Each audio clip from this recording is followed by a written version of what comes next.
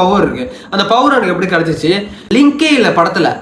அந்த பையனுக்கு தெரியுது சூர்யாவுக்கு எதுவும் வந்து உணர்வுகள் வருது, அவ்வளவுதான். ஒரு லிங்க் இல்ல, ஒண்ணுமே இல்ல படத்துல. நம்ம கார்த்தி வேற வராரு. இந்த பட்டுக்கு போதான் கதை. ஒண்ணுலயே பாதி காது போயிருச்சு. இது பட்டு வந்து வச்சுக்க, மீதி காது நம்ம செவிடாயிரும் நான் நினைக்கிறேன். ஹீரோவும் வில்லனும் பாத்தீங்கன்னா வா வா வா படம் முழுவதும் வா வா வான்னு கூப்பிட்டுக்கிட்டே இருக்கிறாங்க.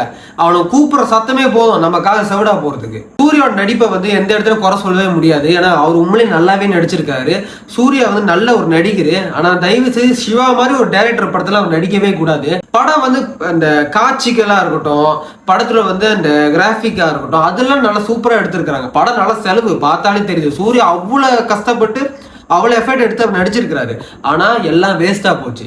ஏன்னா கதை வந்து எல்லாத்தையும் போட்டு ஒரு காட்டுக்கார மன்னனா அந்த கதை எல்லாத்தையும் போட்டு எதுக்கு தான் போருக்கு போறானுங்க, எதுக்கு தான் சண்டை போறானுங்க, ஒண்ணுமே புறாம எல்லாத்தையும் போட்டு கலந்து இது அந்த பையனுக்கும் சூர்யாவுக்கு சென்டிமெண்ட் சீன் எல்லாம் வச்சு